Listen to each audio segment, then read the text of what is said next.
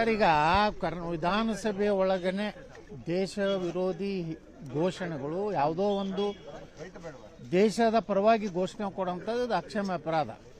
ಮತ್ತು ಇಷ್ಟೇ ಅಲ್ಲ, ಅಲ್ಲಿ ರಾಜ್ಯಸಭೆಯಲ್ಲಿ ಚುನಾಯಿತನಾದಂಥ ವ್ಯಕ್ತಿ ಪತ್ರಕರ್ತರ ಮೇಲೇ ಧಮಕಿ ಹಾಕ್ತಾನೆ, ನಡಿರೋ ತಳ್ಳಿ. ಅಂದರೆ ಇವನ ಪ್ರಚೋದನೆ ಇಲ್ಲಾರ್ದೇ ಆಗಿಲ್ಲ. ಇವನಿಂದ ದೊಡ್ಡ ಶಕ್ತಿ ಇದೆ. ಅದು ರಾಹುಲ್ ಗಾಂಧಿ, ಸೋನಿಯಾ ಗಾಂಧಿ, ಸ್ವತಃ DK ಶಿವಕುಮಾರ್ ಹೇಳ್ತಾನೆ, ಮೈ ಬ್ರದರ್ಸ್ಗಳು. ನಮ್ಮ ಮೊನ್ನೆ ಹೇಳೇನು ಹೋದವಾರನೇ, ಈ ರಾಜ್ಯದಲ್ಲಿ ಮುಸ್ಲಿಂ ಮೂಲಭೂತವಾದಿಗಳು ಕಾಂಗ್ರೆಸ್ ಸರ್ಕಾರ ಬಂದ ಮೇಲೆ ಅವರ ಒಂದು ನೈತಿಕ ಸ್ಥೈರ್ಯ ಹೆಚ್ಚಾಗಿದೆ. ಅವರು ಪೊಲೀಸರಿಗೂ ಅನಿಸ್ತಾ ಇಲ್ಲ, ಅವ್ರಿಗೆ ಯಾವುದೇ ರೀತಿ ಭಯ ಅನ್ನುವಂಥದ್ದು ಹೋಗಿದೆ. ಇವತ್ತು ಏನೇ ಆದ್ರೂ, ಇವತ್ತು ಹಿಂದೂ ಕಾರ್ಯಕರ್ತರ ಮೇಲೆ ಏನು ದಬ್ಬಾಳಿಕೆ ಆದ್ರೂ ಸಹ, ಇವತ್ತು ಪೊಲೀಸ್ ಸ್ಟೇಷನ್ದಲ್ಲಿ ಸಹ BJP ಅವ್ರು ಯಾರೇ ಸಾಮಾಜಿಕ ಜಾಲತಾಣದಲ್ಲಿ ಏನು ಬರೆದ್ರೂ ರೈಟಿಂಗ್ನಾಗ ತೊಗೊಂಡ್ಬಿಡ್ತಾ ಇದ್ದಾರೆ. ಪರಿಸ್ಥಿತಿ ಹಿಂಗಿದೆ.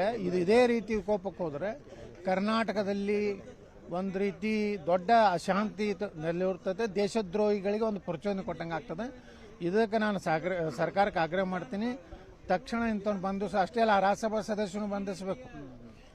ರಾಜ್ಯಸಭೆಯಲ್ಲಿ ಸಹ ಇವತ್ತು ಅವ್ನಿಗೆ ಪ್ರಮಾಣ ವಚನ ಕೊಡಬಾರ್ದು. ಯಾಕಂದ್ರೆ ನೇರವಾಗಿ ಅವನೇ ಹೊಣೆ ಅನ್ನೋದಕ್ಕೆ ನಮ್ಮ ಎಲ್ಲ ದೃಶ್ಯ ಮಾಧ್ಯಮಗಳನ್ನ ನಾವು ನೋಡಿದ್ದೀವಿ.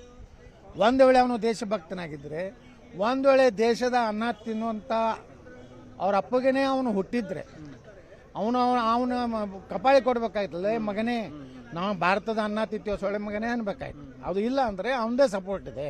ಸರ್ಕಾರದಿಂದ ತುಷ್ಟೀಕರಣ ರಾಜಕಾರಣ ನಡೀತಿದೆ ಅಂತ ಹೇಳ್ತಾ ಇದ್ರಿ, ಅದು ಪೂರ್ವಕವಾಗಿ ನಡೀತಿದೆ ಸರ್. ಅವ್ರು ಪಾಕಿಸ್ತಾನ ಏಜೆಂಟ್ರಂಗೆ ಸರ್ಕಾರ ನಡೆದಿದೆ. ಮುಸ್ಲಿಮರ ತುಷ್ಟೀಕರಣ ಎಲ್ಲಿಗೆ ಹೋಗಿದೆ ಅಂದ್ರೆ, ಮೊನ್ನೆ ನೋಡಿದ್ರಲ್ಲ, ಇದರಲ್ಲಿ ರಾಮನಗರ ವಕೀಲರ ಮೇಲೇ ಒಬ್ಬ PSI ಸಹಿತ ಒಂದು 40 ಮಂದಿ ಮೇಲೆ, ಅಂದ್ರೆ ಅವ್ರಿಗೆ ಧೈರ್ಯ ಇದೆ. ಸಿದ್ದರಾಮಯ್ಯ, DK ಶಿವಕುಮಾರ್ ನಮ್ಮ ಹಿಂದಿದ್ದಾರೆ. ನಾವು ಈ ರಾಜ್ಯದಲ್ಲಿ ಏನು ಬೇಕಾದ ಬೆಂಕಿ ಹಚ್ಚಿದ್ರೆ ಯಾರೋ ಕೇಳೋದಲ್ಲ ಅಂತ. ಅದಕ್ಕೆ ಕಾರಣ ಈ ಒಂದು ಮುಸ್ಲಿಂ ಮೂಲಭೂತವಾದಿಗಳನ್ನು ಬೆಂಬಲಿಸುವ ಸರ್ಕಾರ.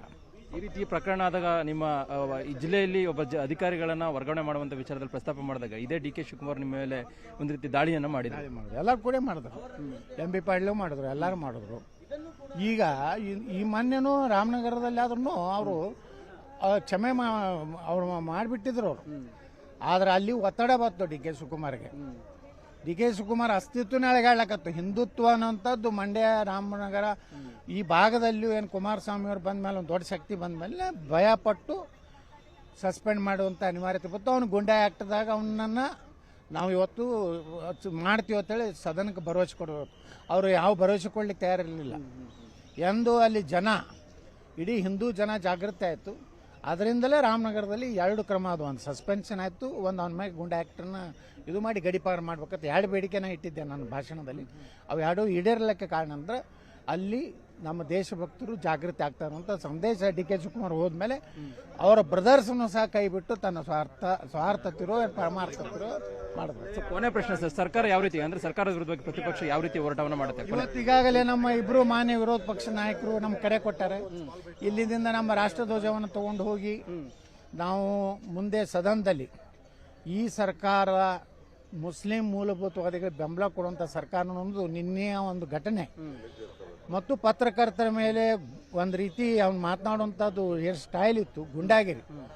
ಇದನ್ನು ಕಠಿಣ ಕ್ರಮ ಅಂತೇಳಿ ಹಿಂದೆ ನಮ್ಮ ಕಠಿಣ ಕ್ರಮ ತೊಗೊಂಡಂಗೆ ತೊಗೋಬಾರ್ದು, ಕಠಿಣವಾಗಿ ತೊಗೋಬೇಕು. ಇವ್ರು ನಿಜವಾಗಿಯೂ ದೇಶಭಕ್ತಿ ಇದ್ದರೆ ಕಾಂಗ್ರೆಸ್ನವ್ರಿಗೆ, ಇವರು ದೇಶಭಕ್ತಿಯ ಏನಾದರೂ ಸ್ವಲ್ಪ ಆದರೂ ಲವಲೇಸಿದ್ರೆ ಅವ್ರ ಮ್ಯಾಗ ಕ್ರಮ ತಗೋಬೇಕು. ಆ ರಾಜ್ಯಸಭಾ ಸದಸ್ಯನಿಗೆ ರಾಜೀನಾಮೆ ಕೊಡಿಸ್ಬೇಕು. ಅವ್ರು ನೀನು ಇಂಥ ಕೆಲಸ ಮಾಡಿ ತಪ್ಪತ್ತೆ.